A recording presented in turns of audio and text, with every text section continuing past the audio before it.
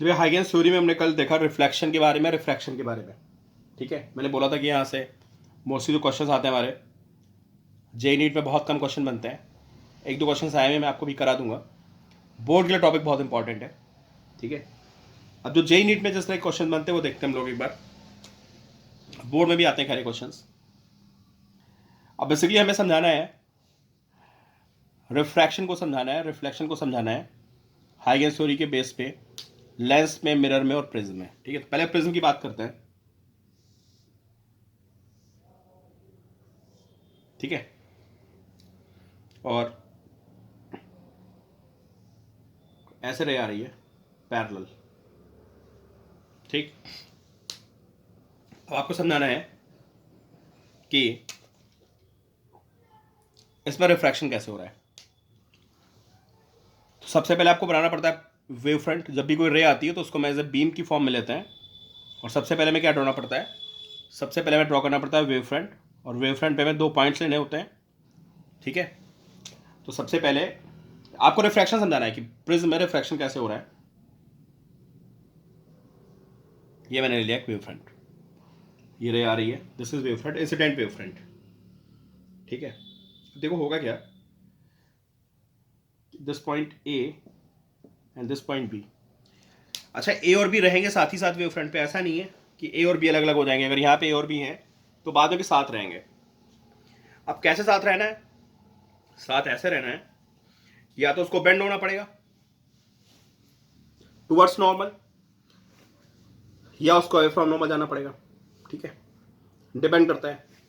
अभी देखो हो क्या रहा है कि ये वाली वेव, जो ये वाली रे है लाइट की, वो प्रिज्म में डिस्टेंस ट्रेवल कर रही है यहां तक। ठीक है, तो मैं इसको लिखता हूं बी डैश, मतलब बी पॉइंट बी डैश पे पहुंच गया। अब उतनी देर में मुझे पता करना है ए पॉइंट कहां पहुंचेगा। ठीक है,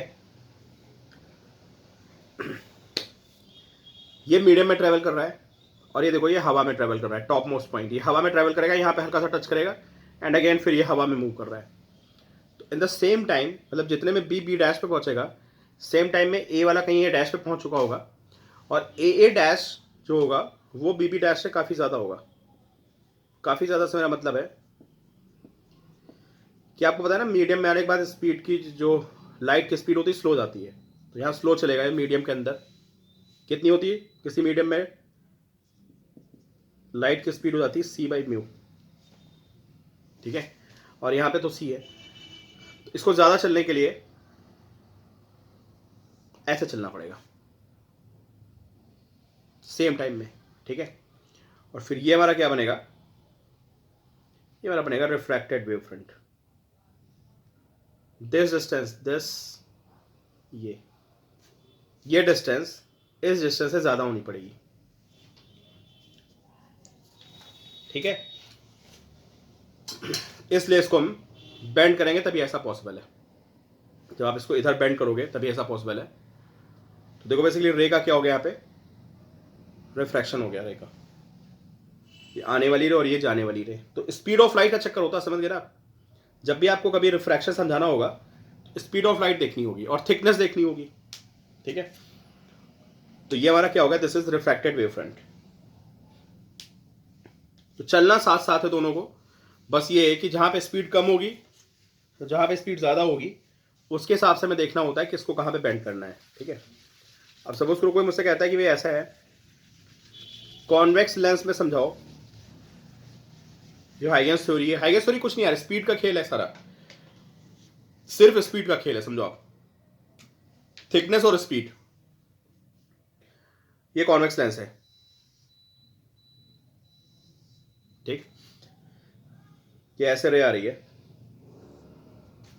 ऐसे। ठीक है, मैंने एक वेव फ्रंट ले लिया,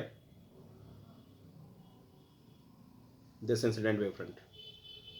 ठीक है, this point is A, this point B and again this point is A. Symmetry है, मैं इसको ए ले सकता हूं। अब क्या होगा बताओ, जब रे आएगी तो ये वाली रे बी से पहुंचेगी बी डैश पे। अब भाई जो बी बी डैश है हो तो लेंस के अंदर है, लेंस के अंदर है तो टाइम कम लेगा, मतलब कम डिस्टेंस ट्रैवल करेगा, मुझे बोलना चाहिए इन द सेम टाइम ये डिस्टेंस कम ट्रैवल करेगा कंपेयर टू ए को ज़्यादा डिस्टेंस ट्रैवल करनी है, ठीक है, सेम टाइम में। तो अब ए ज़्यादा कब ट्रैवल, ए सीधे तो जाएगा नहीं, सीधे जाएगा तो फिर क्या होगा, दोनों की डिस्टेंस बराबर हो जाएगी। ए को ज़्यादा ट्रैवल करना है, ए को ज़्यादा ट्रैवल कराने के दो तरीके हैं इन द सेम टाइम। जितनी देर में बी डैश पे पहुंचा है उतने टाइम में, क्योंकि ए देखो ना मोस्टली एयर में ट्रैवल कर रहा है, बहुत थोड़ा सा ये लेंस के अंदर ट्रैवल कर रहा है, तो इसकी स्पीड तो ज़्यादा रही ना, और ये पूरा पूरा लेंस के अंदर ट्रैवल कर रहा है। अब दो पॉसिबिलिटी हैं कि मैं इसको ऐसे मोड़ दूं, ठीक है, और मैं इसको ऐसे मोड़ दूं। अब जब ऐसे मोड़ूंगा मैं, ठीक है, और फिर मैं वेव फ्रंट बनाऊंगा तो क्या होगा बताओ, क्या प्रॉब्लम आएगी? प्रॉब्लम ये आएगी, आपको दिख जाएगी क्या प्रॉब्लम आएगी। ये डिस्टेंस ज़्यादा होगी नहीं, देखो ये तो कंट्रेरी हो गया ना, जो मैं बात करता उसका उल्टा हो गया ना, तो वेव फ्रंट ऐसा नहीं हो सकता है, ठीक है। आप बात समझ रहे हो कि B B dash would be less और जो ए डैश वो ज़्यादा होना चाहिए। तो अगर मैं ऐसे बेंड करके इसको बनाऊं तो वेव फ्रंट ऐसे बनेगा, तो वो बात कुछ बनी नहीं, ठीक है। अब मुझे क्या करना है, इसको नीचे बेंड करना पड़ेगा, ऐसे ऐसे बेंड करना पड़ेगा। अब मेरी बात बन जाएगी, कैसे देखो, दिस इज वेव फ्रंट, ये वेव फ्रंट है। अब देखो क्या हो रहा है, this is point A dash and this point A dash. तो जितनी देर में ये ए से ए डैश पे पहुंचा है, ये डिस्टेंस ज़्यादा हो गई बी बी डैश से। तो देखो यहाँ पे हमारी कंडीशन फुलफिल हो गई। अब आप सोचोगे जेई में कैसे क्वेश्चन बनते हैं, तो भाई देख लो जेई में ऐसा क्वेश्चन आया था, ठीक है। डिट्टो आपको क्वेश्चन बता रहा हूँ कि कॉन्वेक्स लेंस में जब पैरेलल रेज आती हैं तो जो रिफ्रैक्टेड वेव फ्रंट होता है वो कैसा होता है। रिफ्रैक्टेड वेव फ्रंट जो होगा वो कैसा होगा। ऑप्शन थे प्लेन,